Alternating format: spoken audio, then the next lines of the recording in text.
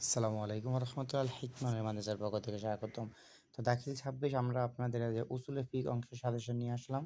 তো উসুলে ফিক অংশ থেকে আপনার ২টা প্রশ্ন থাকবে, আপনাকে একটার উত্তর আপনাকে দিতে হবে, ঠিক আছে? তাহলে আপনি এই প্রশ্নগুলো আপনি পড়তে পারেন। এই যে খাস, খাস কাকে বলে, উহা কত প্রকার, ঠিক আছে?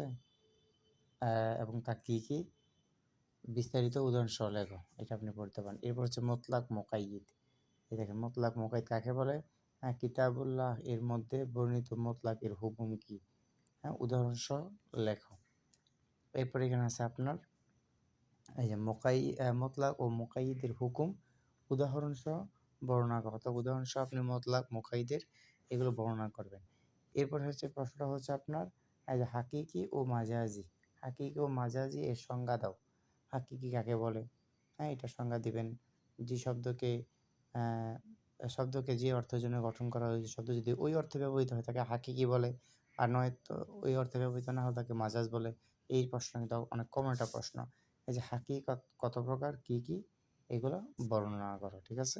তো অবশ্যই আমাদের চ্যানেলটি আপনারা সাবস্ক্রাইব করে রাখবেন, বন্ধুদের মধ্যে শেয়ার করে দেবেন। আসসালামু আলাইকুম রহমতুল্লাহ।